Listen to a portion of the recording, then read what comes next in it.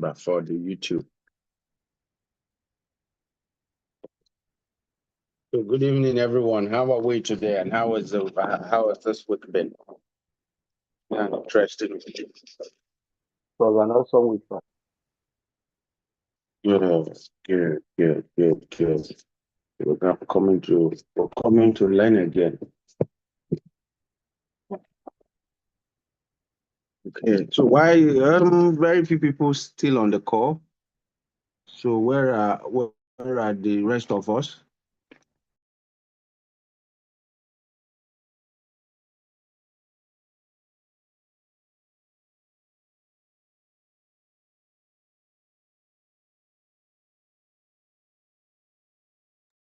Everybody, let's go right on the group. Right on the group. Let every other person know what is happening.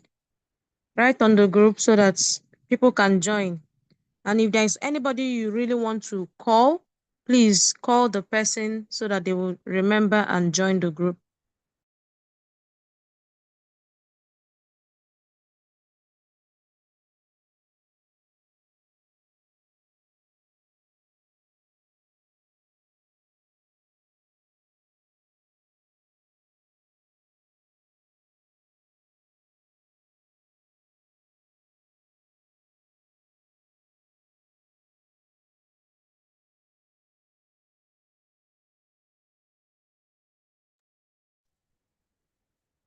Okay, it's almost time we'll start up.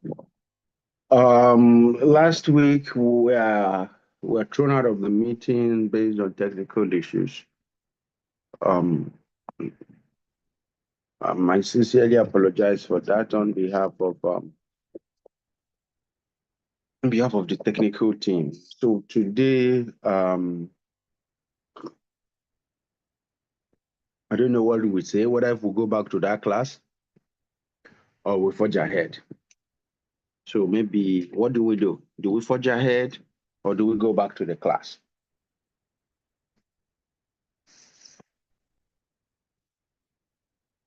Hello, can I get our responses? Please, Can I you think we'll reach go back. No. Let's go back to the class. Please, let's go back to the class. Let's go back to the class. Nobody is saying let's forge ahead. I was thinking that someone would say let's forge ahead. What is gone is gone. Today is a new day.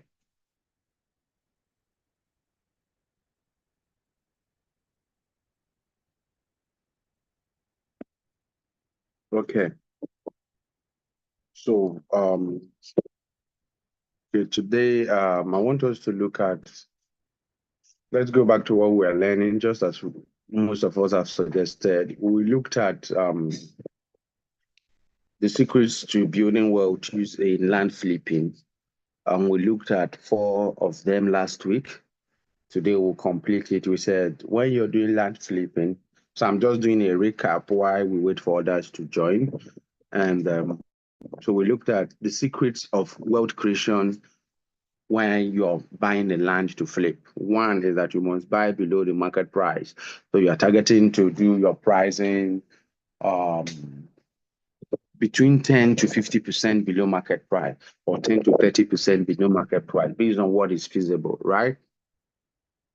Then secondly, you utilize cash. So if you have a lot of cash, that is a big deal. You can say, oh, I have this 100 million bulk, I have a billion naira bulk, I have 50 million bulk. If instead of me to pay you spread this payment, I would have spread this payment and paid you in 90 days and 6 months. Let me pay you once. But so if this deal was going to be 100 million naira deal, can we do 95? Can we do 90? Can we do 80? And that is where you utilize cash. That is how you utilize cash. Okay. Yeah, because the goal of business sometimes is that you defer your payables, right? You accelerate your receivables. It's an important concept in business, and land flipping, you have to take it as a what? As a business. Okay. So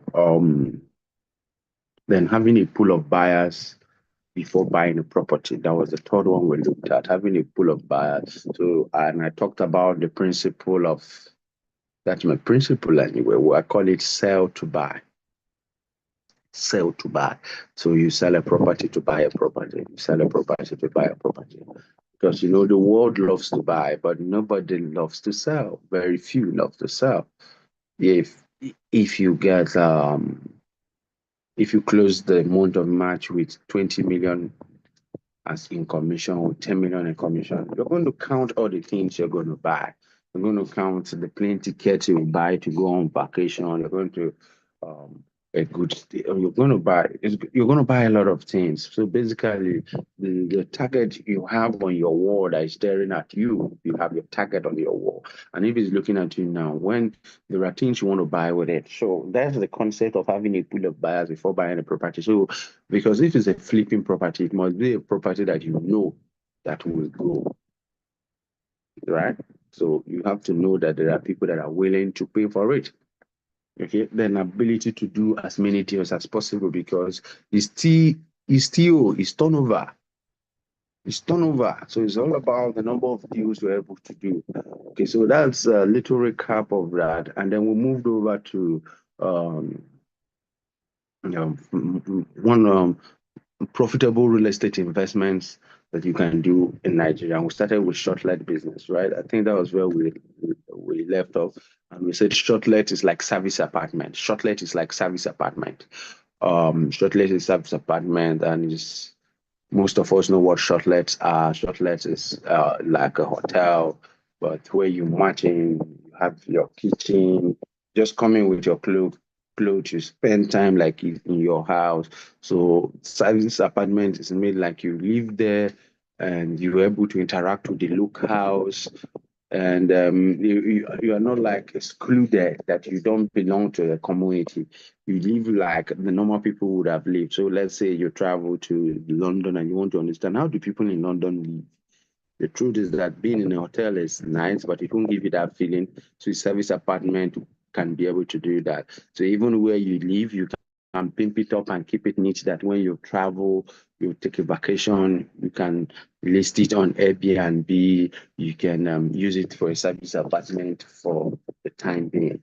Okay, so that's what we talked about, service apartment. And we looked at how, since we say it's a profitable business venture, so most times the normal direct route is you buy a land, you put up a building, and in form of a service apartment, and you make it service apartment.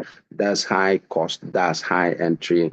So for the everyday guy, the civil servant on the road, the oil worker, the normal average Nigerian, how do you get into that? So you can rent a house in the top brow area of your city, the la cream of the area, the top of the area. How do you know the top of the area? Where usually the rents are high, where there is a core area. Every city has a core area. As in Abuja, you have Buzape, you have Asokoro, you have the top area. So in Asaba, there is right. So you find those places. They can be near the airport. They can be near the bubbling city. They can be near ShopRite. They can be near the happening places that pertain to nightlife. Depending on how you're structuring it, it can be near the secretariat. It can be near the business unit. Because remember, this is for guests, right? Just like hotels are for guests. Okay. So, and so you can rent a house, but you must have a written approval from the owner of the house or from the managers of the house, because most houses that are in such areas, you don't get to meet their owners. Their owners are pure investors, and those houses are given over to lawyers to manage, to estate surveyors and valuers, to real estate companies, to their projects to manage, right? So you meet them, and why renting Maybe when you're done renting, you say, oh, I want to use this for a service apartment. Or before you rent it, you tell them, I want to use this for a service apartment. Please, can I have it in a written, can we have a written agreement on that? So that not tomorrow you can be taken to court for commercializing their property. Is that okay? So remember that. So remember the tool for ultimate financial freedom is cash flow. Now, capital gain is future tense. Yes, capital gains is future tense. All successful men, all the super wealthy, what they know is cash flow. Their goal is always on the cash flow. What is the cash flow going to look like? They're always looking at the cash flow. What is the cash flow? So capital gain is there, but capital gain is future, right? So more service apartment is what is cash flow, and cash flow is the game of the wealthy. Is the game of the wealthy. Is the game of the wealthy. Once you become extremely wealthy, your game shifts from capital gain to what? To cash flow, because nothing is promised. Today is what we have, right? So now remember that. So how can you make your places? I pointed that you could partner with industrial cleaners to clean up the place.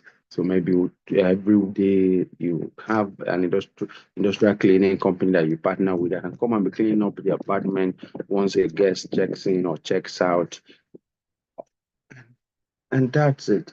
So you can even work with companies that produce wine for them to be sending wine to your apartment, so that because you have to make it lively, so that when people come in, maybe new wines that needs to be tested, that they need review, they supply to you, you keep in the apartment. And remember, most of us listening to this podcast are in this city, are in Asaba.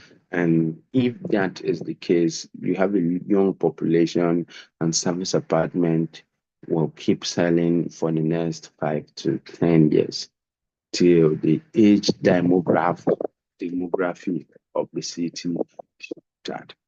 But for now, it's a cash flow business, and it's something that you can do, is something you can set up. Okay.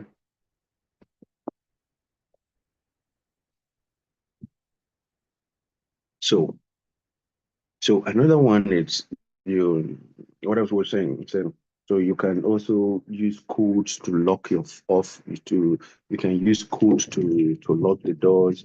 So even when you travel, you can still postulate, you can still know or have a bit of control. So you can just have one person managing it, but you can still use code. So the ones anybody checks in, versus when people want to check in, that they'll clean it. You can use code, one-time code, and get it up done. AI is there. There are companies that can help get that done for you. And funny enough, you have cash flow. But remember, don't go and look for places that their houses are cheap. No, look for the top of the city. People that want to stay in service apartment will also prioritize their security. And where there is in places of high prosperity are usually places maximum security. So don't forget that. Okay. So I think that's then another way to get into the service apartment is through buying houses. It's quite expensive, but this is also you buy houses within the city. Now, these are not the normal houses. These are houses that they're, they beat, they are no longer in vogue. They are dilapidated. These are old houses, but by the virtue of where the land is, by virtue of where the location is, that makes for a good investment. So the house is dilapidated, but the location is, you get it. So now people are looking at the houses because the houses is not looking like something that's going to make sense. Yeah, but you know what is making sense? What is making sense is the location. The location is making sense. The location is beautiful. And so you can go for such houses when you're in mid-age, you're in mid-earner, and you do what? You buy such houses from their owners. most non-core investors will not like such deals because it's not looking flashy, it's not looking shiny.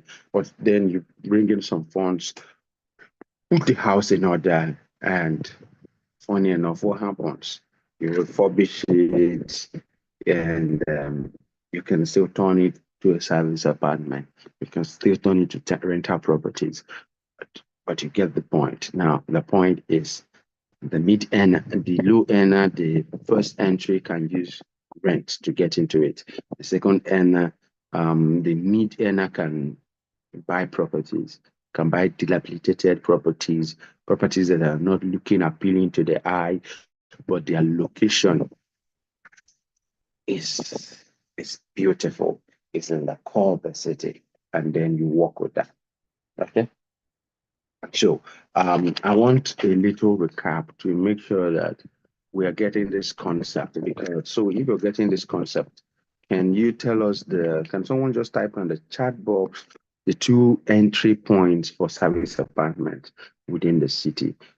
Because it's important that when we learn this, we don't just hear them, but we understand it so that we can put it to work. Because you know the knowledge that what you know cannot help you till you use it till you apply it. So knowledge is still knowledge, but skill is applied knowledge.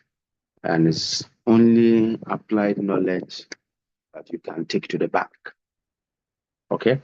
And if you're not earning from teaching, it's only applied knowledge that you take to the bank.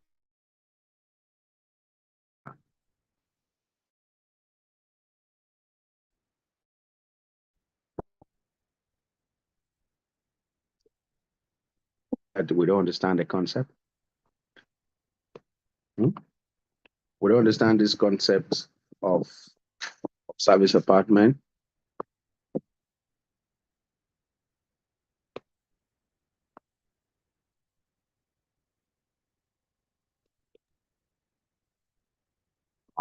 Okay. So, okay. So what's happening? Is it that we don't get the concept of the service apartment, or we don't?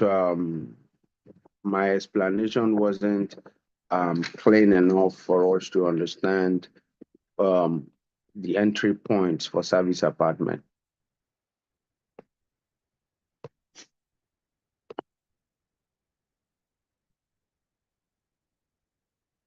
Okay, you understand it, but you don't know it. Okay, so we'll talk about another concept we call fractional real estate. Fractional real estate is sometimes people make it complex, but I will explain it this way. What I will explain it as is fractional real estate is when 10 persons team up together to buy a piece of property. So we have one of our estates that is well suited for hostel accommodation for students, and 10 persons come together, put up funds, and then contribute 10% of the money, and then they buy the property, right? So they own it, and then they now decide, okay, it's 2 ways. They can decide we'll sell the geese that lays the golden egg in 5 years or in 10 years, which is the lowest point, right? That's the least thing you can do with property. Capital gain, that's the least thing you can do with property. Or they can decide to go a step further and say, okay, we don't want the list. If they buy it as at 12 million, for instance, and in 5 years they sell for 50 million, what happens? They contributed 10%, right? Now they also contribute, they now divide their money 10%. So if they sell for 50 million, each person that contributed 10%, which was 1.2, sells for 50 million, gets his 5 million. So maybe one person could not have been able to do the deal, been able to buy it at 12 million, but with 10 of them, they're able to do it. That's fractional real estate. Now, but then if we decide to take it a step further, we don't want to do the listing. The least possible thing we can do with property, which is capital gain, right? They say that's not the least thing they want to do with it, that they want to go a step further and they're going for cash flow. What happened? Then I said, okay, let's raise another round of funds. Let's raise another round of funds. That's always why I solicit buy land in bulk. If they had bought land in bulk, they'll be able to offload some and build. Now, if they didn't, they go back, put more sweat, put more blood on their work and generate what? More funds. And then say, okay, we're putting up a building and it's going to cost us XYZ amount of money, 50 million to build, and each person contributes 5 million, right? And then they contribute 5 million, and possibly, let's say they come out with 10 hostels, 10 rooms, self-contained.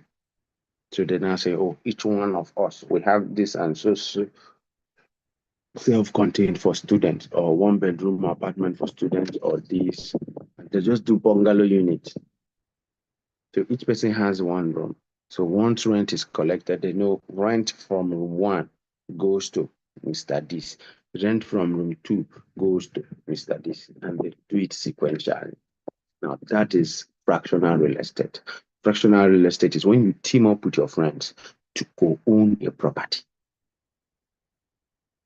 So you can be 10, you can be 5, you can be 100, you can be 1,000.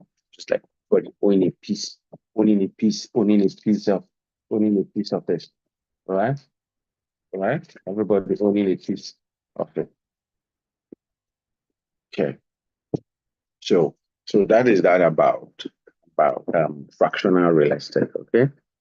And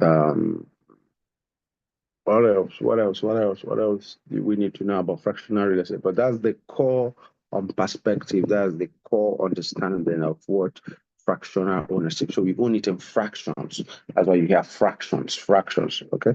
So and then we'll call buy to rent. Buy to rent is another model. Buy to rent is another model. Now, most people want the first set of houses they are going to own to be their house. Yeah, that is why when they want to buy their first set of land, they're asking themselves, can I live there? That's why they ask themselves, do I like it? Is it where? No, that's not the first thing you should ask yourself, because your investment should fund your life. All right? Yeah, your investment should fund your life. So your first property should not be where you live. It should fund how you live. Your first property, right, should fund how you live. It should fund how you live. It should not be basically about where you will live, okay? Because your taste will change over time. You get it, right? So that you're not going to live there. There are refineries there. There are train stations going there. There are factories there. There's free trade zone there. There's road there. There is the state capital. There are people that are always going to work in state capital. It is secretariat. Now people are going to live around there. So it's not about will you live there. Mostly Nigerians own a lot of buildings in Dubai. Do they live in Dubai? Most people that own those houses don't live in Dubai. So it's about how you live, not about your first land should not be where you will live. It should be what will fund your lifestyle, how you will live. Okay? So your first set of properties, the first set of houses you should buy should be for rent, not for your living. Because you know what the Bible says? It says you should take care of the field first. Set up your business, take care of the field. So let that rent be a business. Let it be a perpetual income that comes to you.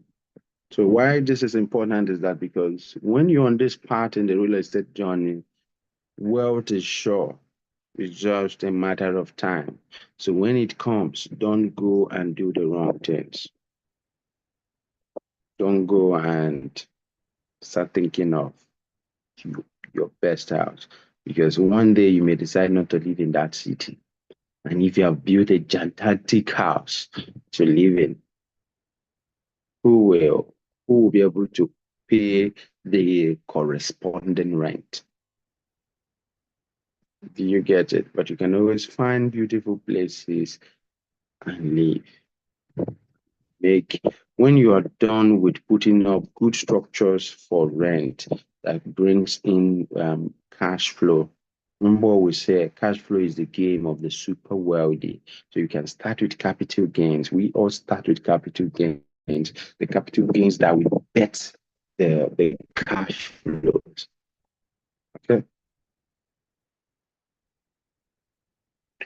So let's remember that. I think from here I will wrap up where our training for last week and possibly see if I can get a review.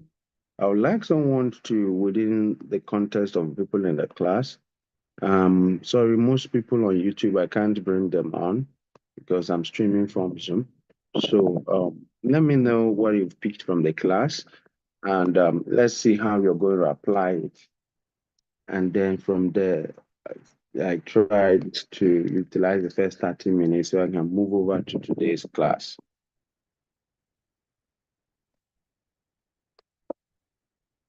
So who can, in 3 minutes or less, tell us what he has picked from today's class and how you intend to implement it within the course of your life?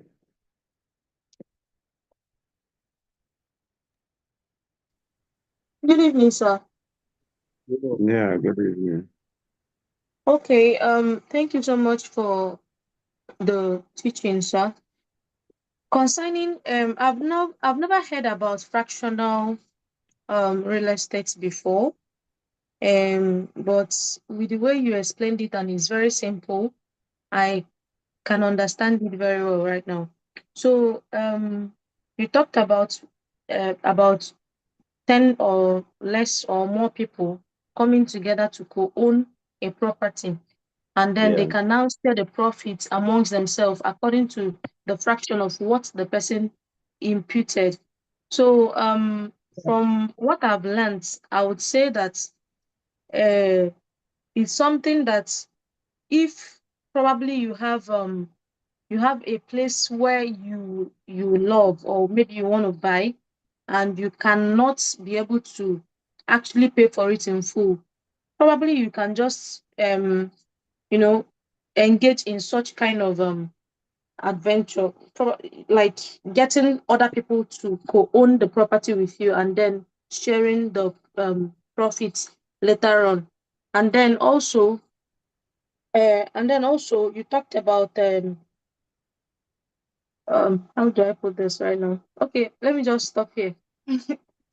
Okay, that's beautiful. Yeah, when we talked about that, about fractional real estate, we also understand the fact that there should be an MOU guiding the ownership. Remember, when you're eyeing big deals, when you're eyeing beautiful real estate, most of them that's going to yield the superfluously may not be what you can be able to to afford at the moment. But with the help of others, you can own a piece of it, right? So that is it, and that is for some of us that play Monopoly. You hear when somebody say, "Let me and you own this property," right? So even fractional real estate is one thing that we are rolling out, that even 1,000 persons can own a piece of land, meaning that one person can own a particular square meter, but there's a key MOU in it. There's a key contract. So meaning that before you enter, there must be an agreement that is fully spelled out, so that if we are buying this property, we are saying that we are selling in 10 years. It's constant.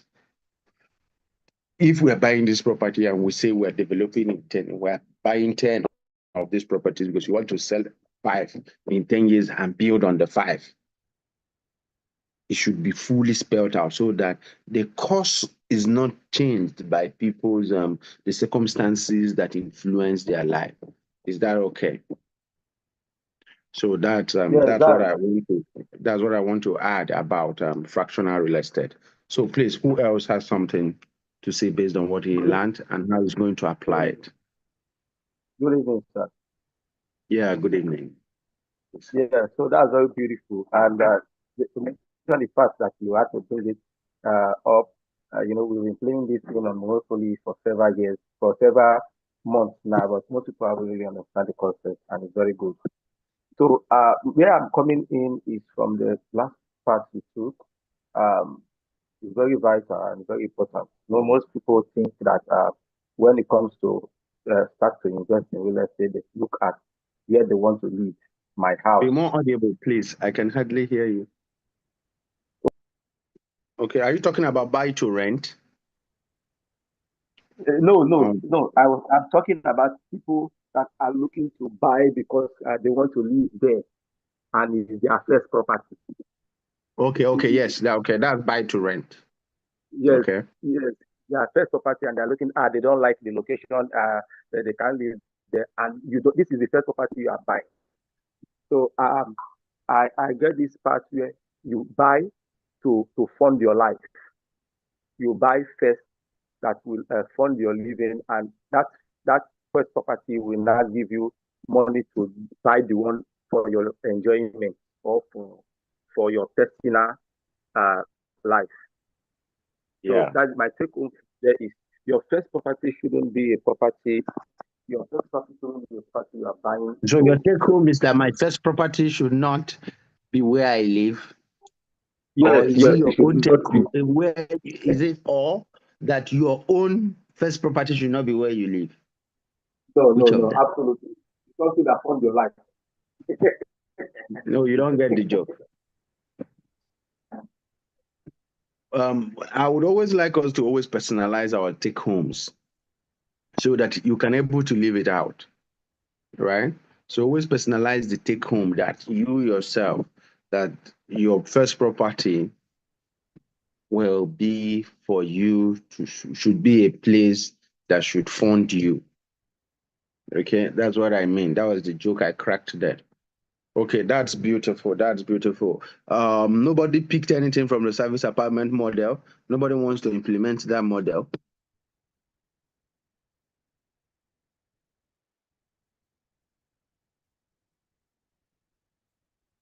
Hmm? Okay. Okay.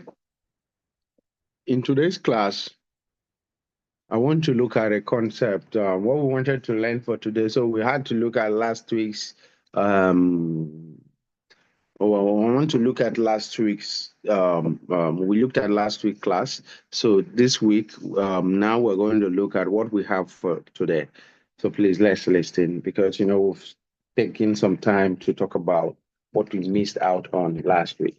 The journey is sweet because we keep getting better. Okay. Now, I also want to talk about what 4 investment strategies that billionaires use to make billions in real estate. 4 investment strategies that billionaires use to make billions in real estate. Now, most of us know information, yes, information. But one practical way is humility. Someone will say, how does humility and real estate go hand in hand? More than not, your first property, you will not like it. Why don't you? You see now, most of you see, if I ask you, okay, let me do a practical test. Let me ask Chris, who is here? Is Chris okay? Every time I'm always asking Chris, let me pick someone else who is going to unmute. So who is going to unmute himself and who is unmuted here? I'm here. Okay, who is that? Okay, Chris. So where would you like your first property to be in? Obasinashi. Okay, why? Why won't you want your first property to be opposite the government house?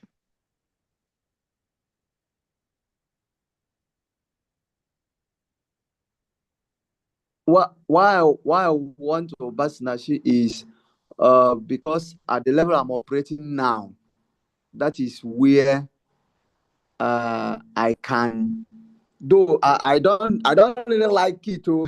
I would have loved something maybe in the town, at Miriam Babangida at least, or NTA, but then because of what I need to, or the resources I need to get the property is not available now. So I rather go So if for the, resources was not a challenge, where will you go to?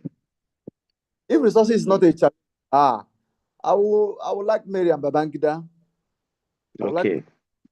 Now, so that's just a very simple analogy. Most times, our first properties, we may not like the location. It may be waterlogged land. It may be. That is why when you hear the stories of real estate veterans, it was looking like lands that people rejected. So they were because they have always been cities, and cities will keep expanding. So it takes humility to buy your first land. There are a lot of people, they have not bought land today, not because they have not seen land all their life. They have, but you know the beauty of it. The beauty of it, they are not humble enough to know this is my level now, right? They are doing Asaba Waterfront City, and I've been privy. I have some privileged information to know their stipulated entry price. Now, the entry price is more than the entry price of core area in Asaba.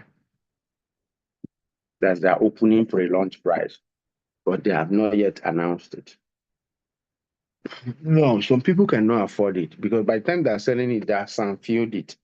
Now, what some people can afford is waterlogged land, 500K land, 200K, 1 million, 5 million, 10 million.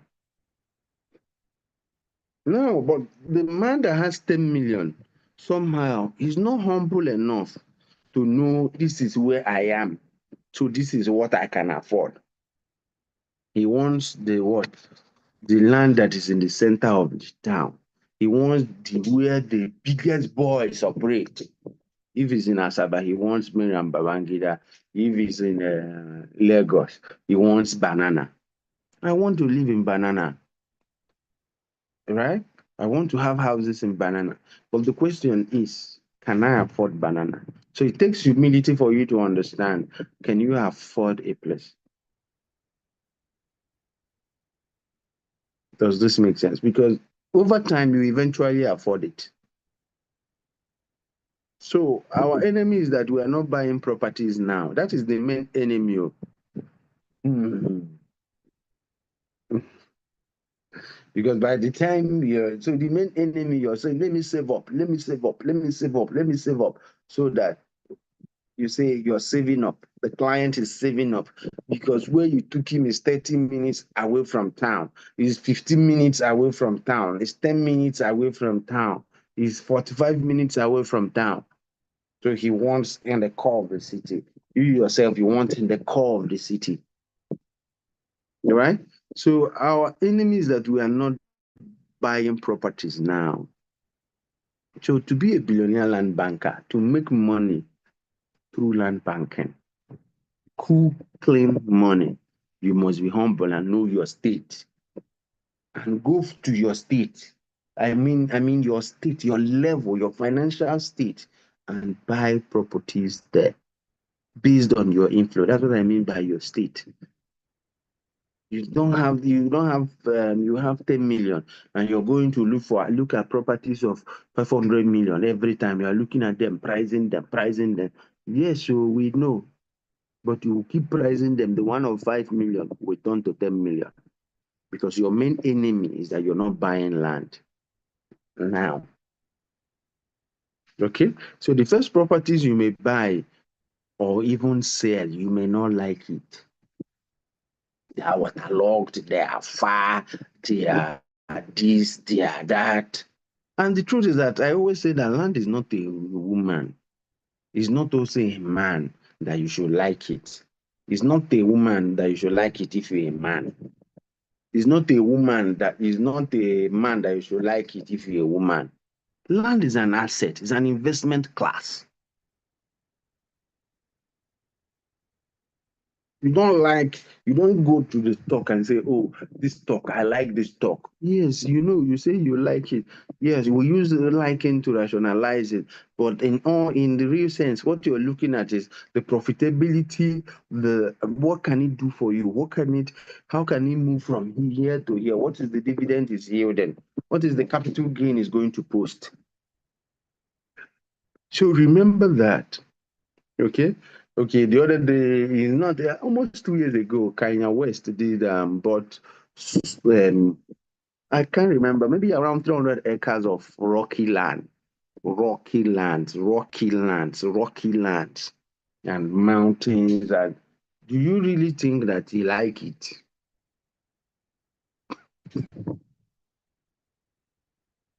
Do you really think he likes it? Because he's going to take a lot of work to bring those rocks down and create the community he wants to create. He could have come closer and bought far more expensive, pricey lands that were not rocky, closer to town. But where will he see the 300 acres, and do you know the kind of prices they will call for him? Because the main enemy is that we're not buying lands, we're not buying properties now. And say nobody's here, it's thick bushes. Check that one, Kanye West, about some years ago. Number one is bushes. Number two is rock, rock, rock, rock, rock, rock, rock, rock. I'm not sure he likes it, but you know what? Over time, he will be able to use it to create what he wants to create. You say, oh, I have a project. I want to do 100 plots. I want to have 100 plots together. Then you have 1 billion and you want to buy 100 plots. And suddenly you're looking for a place where they're selling one plot, 100 million. Will your 1 billion buy that because you like that place? You should kukuma go to the places that are selling one plot, 10 million. So they can realize what you're seeking. It's a simple one. So always remember, humility is very important in buying property. You know your level. You know where you are. It doesn't take away dream, but it helps you to know that this is where I am. So let me be putting my investment here. So while I keep growing, I keep coming closer to buy the properties I like. Okay? And funny enough, it's as if it's only those that are humble that will own properties. Because if you don't start, how will you go far? If you don't start, how will you go far? Right? Even if it's in the Bible, you see Abraham. When they gave him the land they gave him, did he have address? It was a bush now. Bush no get address. When God gave him the land, did he have address? It didn't. And that is why most people, when they are now the owners of the street. It's not that somebody owns it. Now them discover the bush has always been there, but nobody doesn't have address. It's farm road. So somebody will now come and he stays there. He's the first to stay there before you know it. His name don't appear for the street when the place develops. So that is it. Okay. Bushes don't have address, and only humble people are more likely to own lands. Okay. So always remember that. And most times, what we do is that when we want to buy a property, we go to seek advice from people that do not own properties. But when you want to buy a car, you go and consult a mechanic. This car, is it consuming fuel? This car, does it used to have issues? But when you want to make real estate investments, or you meet clients, or you meet people that want to buy properties and are seeking to seek counsels of people that are not called real estate professionals, people like you and me. What do you have to let them know that when they are buying a car, they don't go to ask their mother in the village, is this car good? Maybe their mother that asked have never driven a car all her life. So it makes no sense asking her. In all honesty, that is the same way when people want to buy properties, they should be able to do what? They should be able to consult the right set of people, not people that have not. You want to make money from real estate. You go to ask that your uncle that used to buy village land that have not made good money from real estate. Does it make sense? So he used to buy land, but his land is he has not made money through his land. It's not the same now. And you have to go, although you have tried to up the game, you have asked somebody that buys, but has he made clean, good money, the kind of money you want to make, or something near to the kind of money you want to make through the transaction, through that real estate transaction, through that investment? Has he made it? So always remember, cut off advice from people who do not have, who do not have the flag to advise you. Okay. So remember that. Remember that. Always remember that. Remember that. Remember that. Remember that. Hmm? Always work with people that have made money. That's why we say seek advice from people that are ahead of you in the industry. So when people is telling you, I want to talk to my uncle, I want to talk to, those are beautiful. But when those people have made money through that industry, then they become a very good people, very good asset to talk to. If not, they're only coming with their emotions and sentiment, and sometimes with their greed and selfishness. Then secondly is, remember we talked about humility, then we talked about billionaires buy in bulk. To make that billions, you must buy in bulk. To make the billions in real estate, you have to buy the land in bulk. There is no two ways about it. It's not by buying one plot. It's not even by buying two. It's not by buying three. They're buying like 5, 10 acres. It's by buying by 6, 7. If the place is being sold for 50 million tomorrow, if the place is being sold by 50 million tomorrow and you have only two, is it not 10 million? Is it not 400 million you have? If you have 10 plots, is it not 1 billion? So you must buy in bulk. And will you sell the whole 10? The answer is no. Cash flow is what makes is the game of the wealthy. We've said it in this class. Remember when Kanye West we talked about? He bought 300 acres to build a community now. Of course, it should be to build a community. What else will he use it to do? Will he chop it? You no go chop am.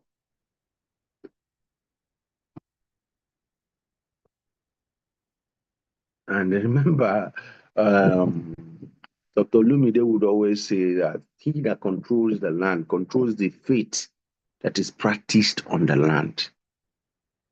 Okay, I was in one of the biggest estates that's coming up in our city, and I was looking at the layout that was just approved, and I saw the church building where the church was approved, and because the director of the chairman of the company is a Christian, so he put up a church in his estate, right?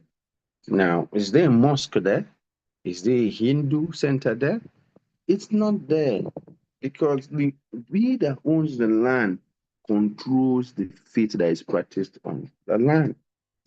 So invariably, if it was a Muslim that owns the land, there will be a mosque there, but there will not be a what? There will not be a church. Neither will there be a Hindu center there. So let's remember that, okay? So invariably, when you buy in bulk, you can become head of state. You can control the faith. This is being practiced there.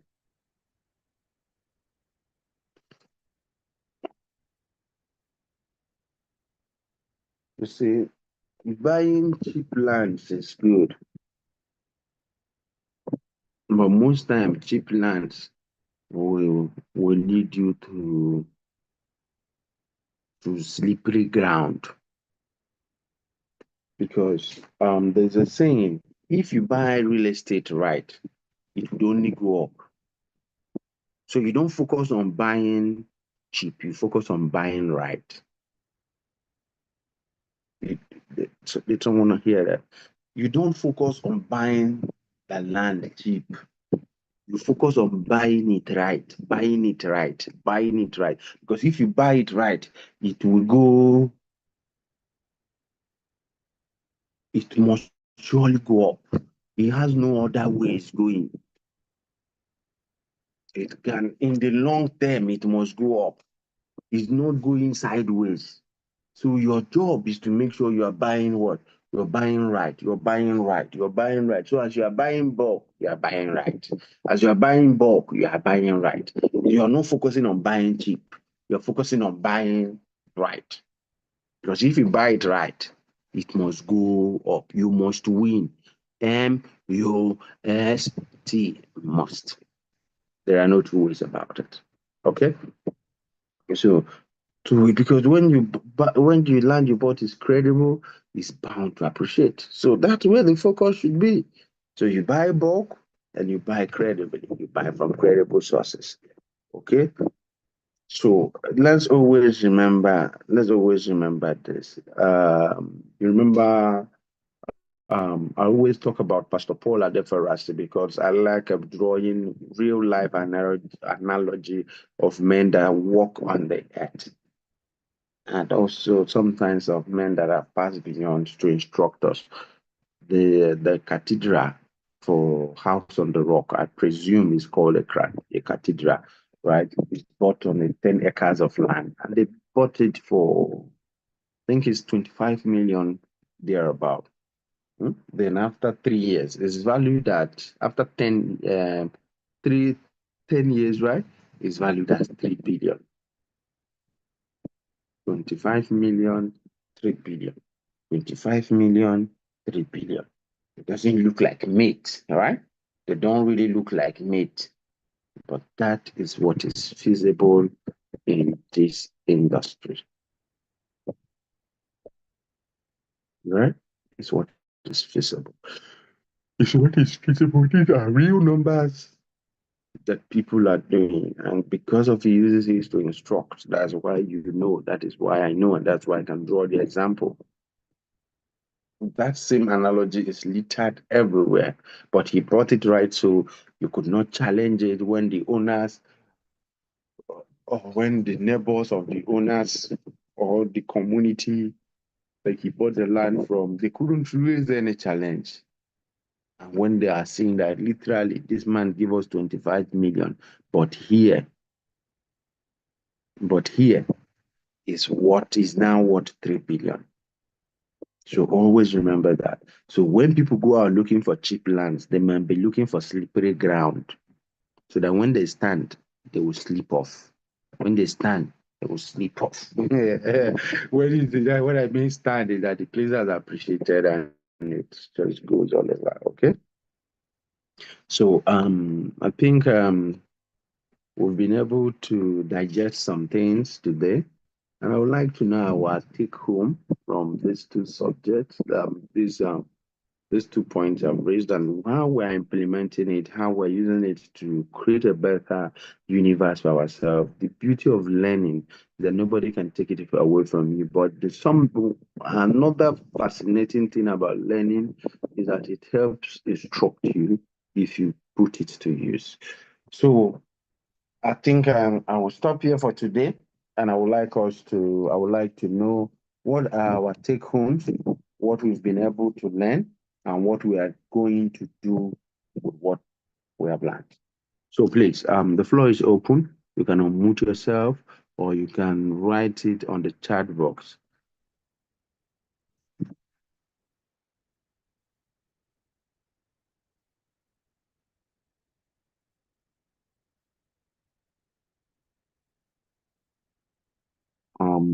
Hello, hello.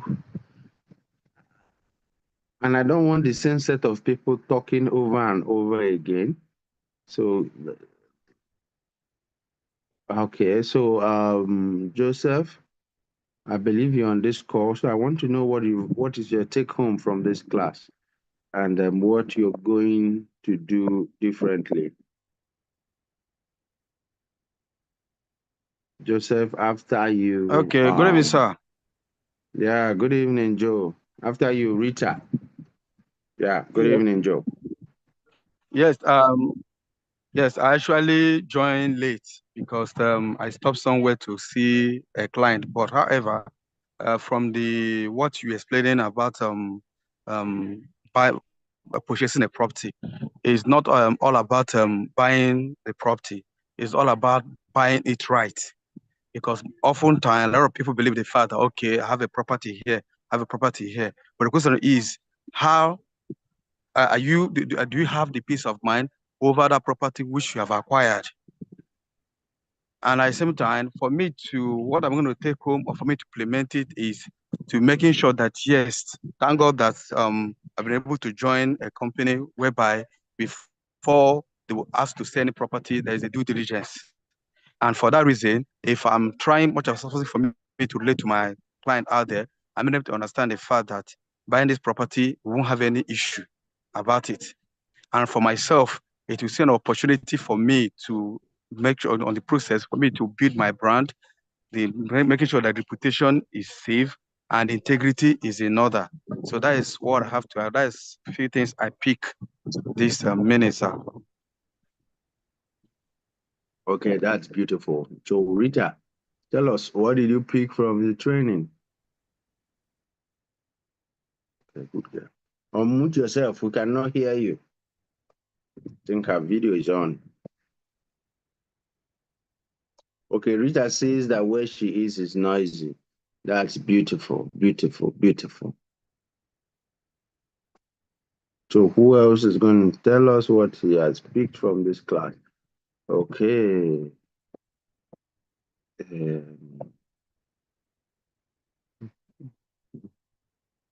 Okay. Tochi, can you tell us what you've been able to pick? And I think with that, we'll call it a wrap.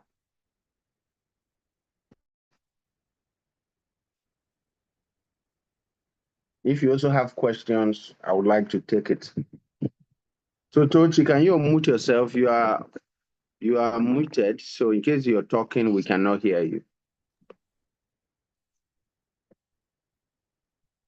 Hello. Okay. Good evening, sir. Thank you very much for that wonderful class. Actually, Okay. this night I learned that we shouldn't focus on the cheap properties, but we should focus on getting it right. And I also learned that we should actually start from where that is just like cutting your coat according to your size. Because a lot of so many at times you'll be like, let me get this, I want a land that is in an already developed area, so I want my money to get to that exact amount before I'll be able to buy. And whereas those bushes that you said you are not going to buy are already becoming cities in the process. So that was what I actually thought. Okay. So in other words, you're saying that our biggest enemy is that we're not buying properties now, right? Sorry, sir. So you're saying, in other words, our biggest enemy is that we are not buying properties now. Yes. Our biggest enemy is waiting for the money to be complete. Okay. You know that kind of this money I have now is not enough for we me to should get buy the money. within the places that we can afford, right? Okay, Yeah, that's beautiful. I think with that exactly. we'll call it a wrap. It should be, yeah. It's 9 o'clock, and it's been beautiful having every one of us on this call. Let's use what we have learned and make the world and our life a better place. Good night, everyone, and God bless us. Okay, Rita says, let me read what Rita says before we go. Rita says, I learned that most people don't have land because they're waiting for them to have it all before investing. Okay, that's beautiful. Okay. Okay, good night, everyone. And let's have a beautiful evening. Thank you. Good night, sir. Thank you so much for the training. Everyone, Good night, thank you sir. for Good joining. night, sir. Good night, sir. Thank you for the impact. Good night. Thank you for joining, everyone. Remember our training on Saturday. Please kindly reach out to your team members and make sure they are available. Thank you. Good night, everyone.